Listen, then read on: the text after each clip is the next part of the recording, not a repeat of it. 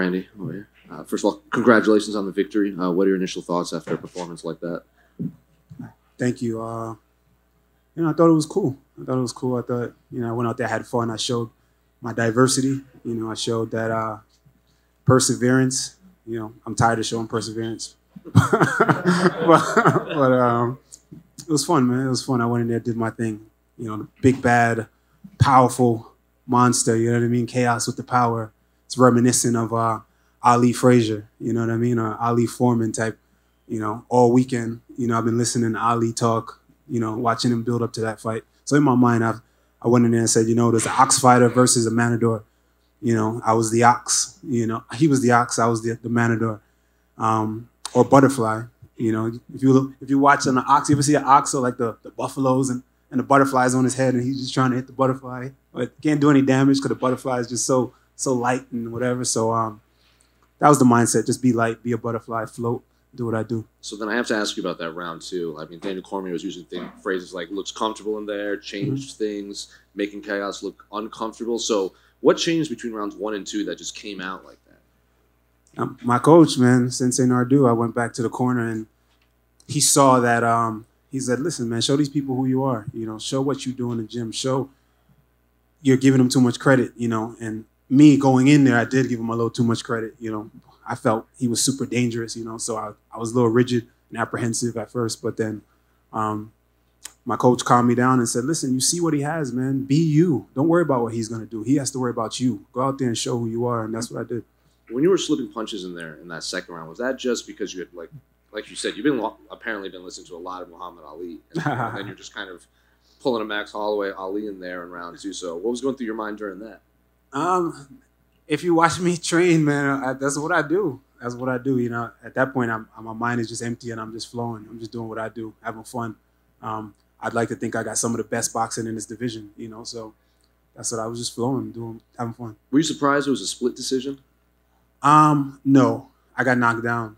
And, to my own fault, just being too careless, being too happy in there, and I got knocked down, paid for it. Zig when I should have zagged.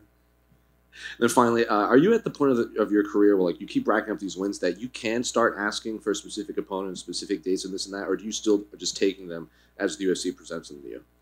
I don't really know. Honestly, I don't know. I've always been and had a great relationship with the UFC. I'll just put it like that. So, yeah. I saw you had some words to say to Dana after the fight. Mm-hmm. What were you saying? Just letting him know that I'm still here, man. I'm here, and he got me here at 6-0 off of looking for a fight. You guys forgot about looking for a fight. I'm the last guy left, right? And I was just a young kid, man, green as hell, and I grew up in this octagon. And I want to show them, yo, I don't just say this, man. A lot of fighters just say it because it sounds good. Every time they come up here, yeah, I'm getting better every time. I am legit getting better every time I step out there. I'm a brand new person every time I step out there. I take pride in that in the gym.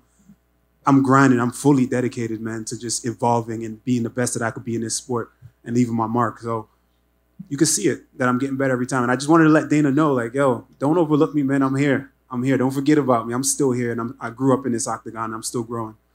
I also saw you spoke to Chaos as well. Yeah. As soon as the fight ended, you were talking basically. What were you guys saying to each other?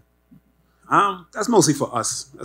But, something along the lines of just let them know, yo, I see it, and I know what it is. We come from similar places, and just stay grinding.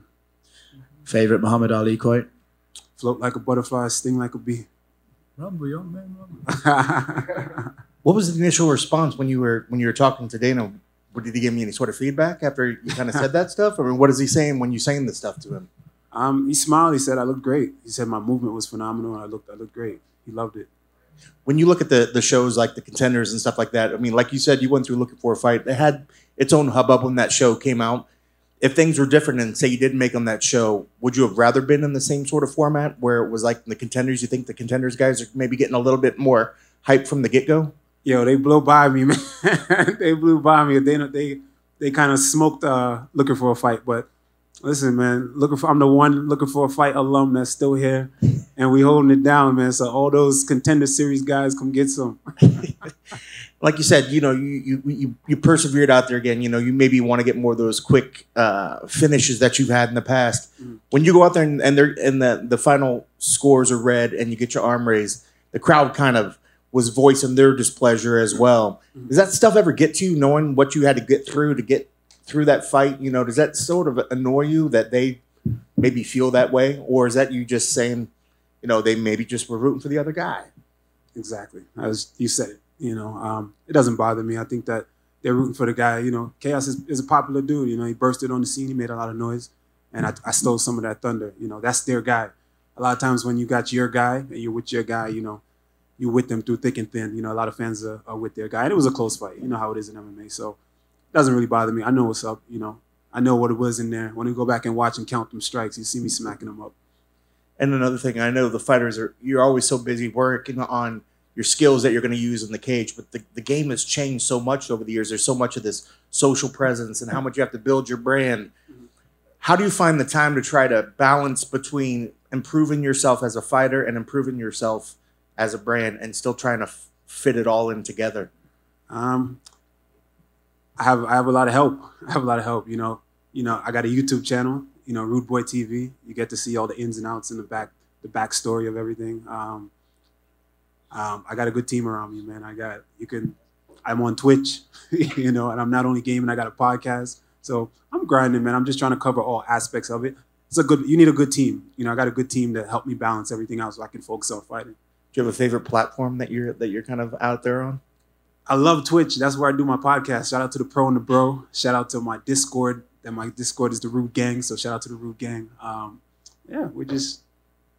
just grinding. I love Twitch, and I'm building my YouTube slowly right now. That's all. Congrats on the victory. Thank you. What's up, Randy over here? You spoke about how you feel that you get better each and every time you go out there in the octagon. Mm-hmm. Do you feel that this was your best performance to date? Nah. I got to go back and watch it. Most satisfying win for sure. But because I knew what this win meant for me in my career. So definitely most satisfying. But probably not my best performance. I got knocked down, so I gotta go back and look at it and watch it. Speaking of you getting knocked down, heading into that decision, were you supremely confident that you had done enough throughout the fight to secure the win? I thought I won. I definitely thought I did enough, but you never know in the game of mixed martial arts because of the knockdown. I wasn't hurt, but I remember when my butt hit the ground, I was like, shit. All right. So I started working my way back up, but I thought I did enough. Definitely thought I did enough. And you had arguably the best head movement of anybody that's fought tonight.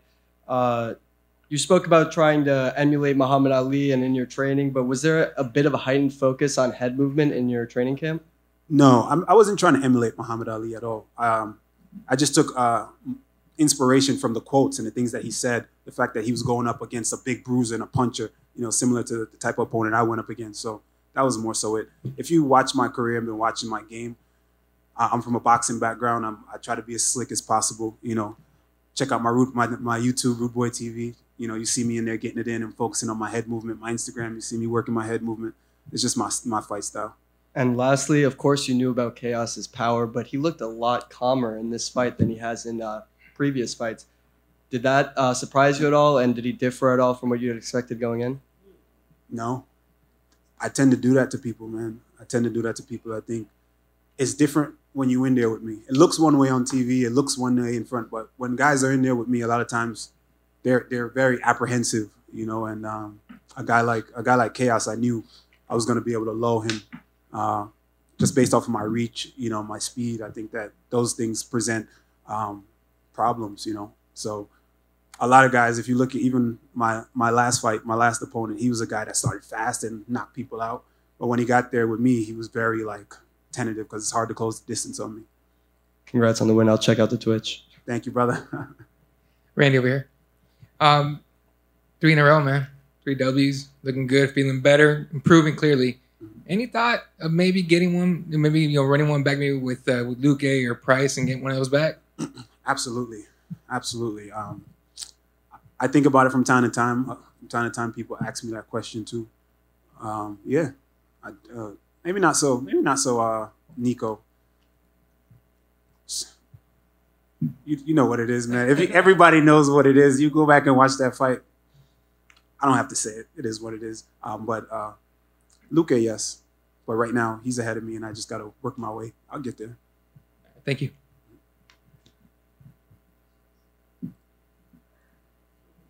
That's it. All right. Thank you, guys. I appreciate it.